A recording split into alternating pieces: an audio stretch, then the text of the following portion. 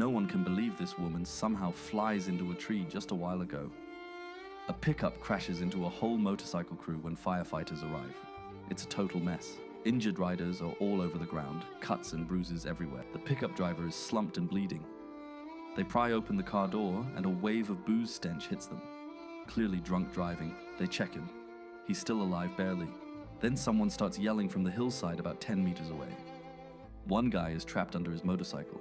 Another is sitting nearby, but the real shock is there's another woman stuck in a tree. The pickup must have been speeding so fast. It literally launches people into the air. They bring the ladder truck and get her down safe. But before the fire truck even arrives, one of the injured suddenly crashes. No heartbeat. The crew tries everything to bring him back, but there's no miracle this time. The sound of the heart beating tortures them. The sound of the heartbeat grabs a pencil from the table. Without hesitation, he stabs it into his ear. Soon, he is brought into the emergency room. Dr. Chu carefully takes the pencil out of his ear and examines his ear. The man's bone membrane is pierced, but it can be repaired with surgery. However, the man doesn't seem to care about that, only asking Dr. Chu to listen to his heart. Sounds normal to me. The man explains that during his service, his convoy is caught in an explosion and his back is full of shrapnel. Looks like it was serious. I wish I could tell you there's a physical reason for the problem. I can't see one. Dr. Tay notices that the jelly in the tray on his chest is shaking.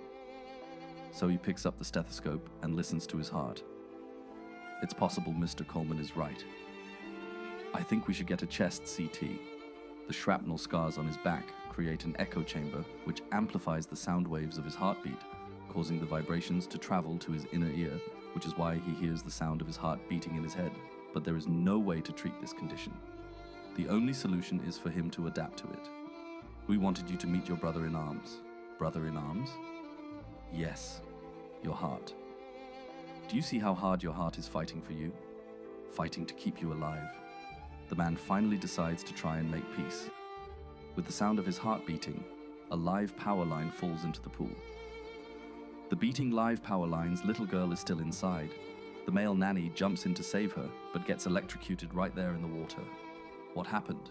A truck tried to dodge a motorcycle and slammed into a pole. The girl's house is right by the road. The pole lands straight in their pool. Thankfully, she's floating on a rubber board, so she's not shocked yet. Her dad shows up and tries to rush in, but a man tackles him. You can't see it, but those power lines are sending 5,000 volts through that water. Anyone touches it, and they are dead. The guy says he's a firefighter. He promises to save the girl.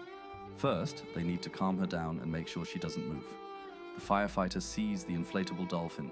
He wants to ride it across. His girlfriend freaks out. No, you're not.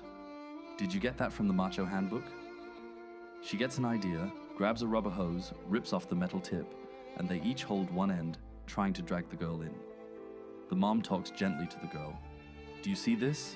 Can you grab Mr. Mommy? Sparks fly from the water.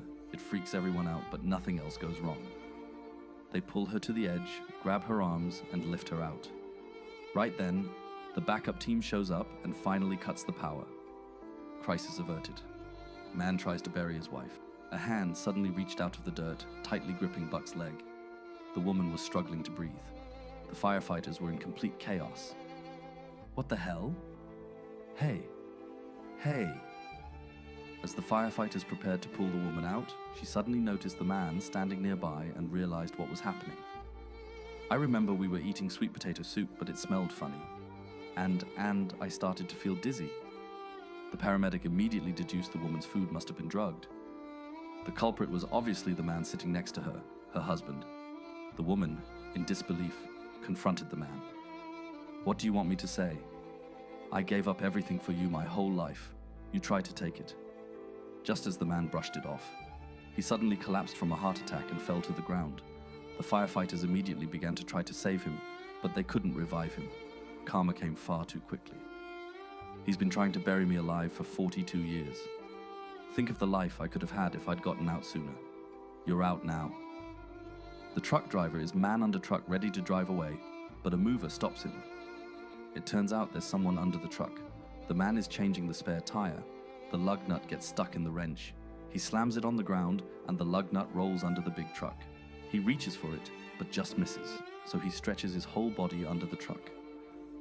At that moment, the driver doesn't see him and starts driving away.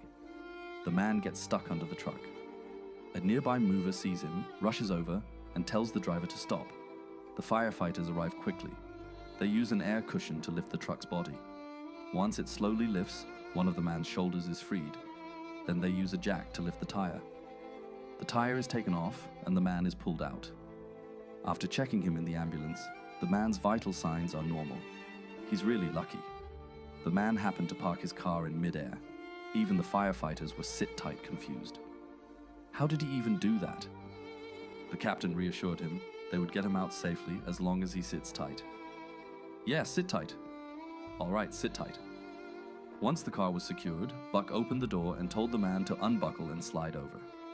Slide? No, the guy said, sit tight. Buck explained the situation had changed and sitting tight wasn't an option anymore. But the man, terrified of heights, refused to budge. That's when Chim, thinking fast, realized the man was skinny enough to crawl out through the back seat. Pop goes the wizard. Sometimes being skinny really is a lifesaver. Oh, thank you. Thank you. Oh God. Oh God. Ma'am, are you injured? Yes. I have your location. Help is on the way. When the firefighters arrived, they knocked, but no one answered, so Buck grabbed the tools and broke the door down. Inside, they found two people very busy on the bed. The couple freaked out when they saw the firefighters. Somebody here called 911. Not us. The team heard a strange noise. They moved closer to the bed and found a man trapped under the mattress. Turns out, he was the woman's fiancé. He had been tidying up the room when the mattress accidentally collapsed on him, and he ended up getting a front row seat to the bed action. The staff threw the golf club's action onto the luggage cart. Then, after knocking the ground controller over, the luggage cart started spinning. The bags on the cart fell everywhere, causing a crowd of tourists to gather. To stop the cart, one of the staff drove another car and crashed into it. Finally, the car was stopped just as he jumped out of the car to celebrate. 911, what's your emergency? Firefighters arrived just in time, but even they had never seen something like this before. Everything. After making sure the staff members still had a chance, the firefighters quickly brought tools to take apart the turbine. Okay, very carefully, let's pull him out of there. Luckily, the man didn't end up in pieces because before he was sucked in, a set of golf clubs was sucked in first. Have you ever had a lucky experience like that? A barber is live streaming his new fire cutting technique, fire cutting. Today's customers are two girls in school uniforms. He slathers a homemade heat protectant on her hair. Okay, baby, I'm gonna need you to sit still. All right. His towel fire smothering fails spectacularly. Firefighters rush to the scene. He's the scissors wear guy. I think I figured out where the scissors are. The girl sits in a corner. Her face and hands are covered with wounds. The fire chief asks her if she's burned. No, it's the water. She's allergic. What's that called? It's aquagenic urticaria. The firefighters prepare to dry her off before taking her to the hospital. The girl's mom storms in. You're supposed to be in school. Sorry, Bob. I just wanted to do something I owed.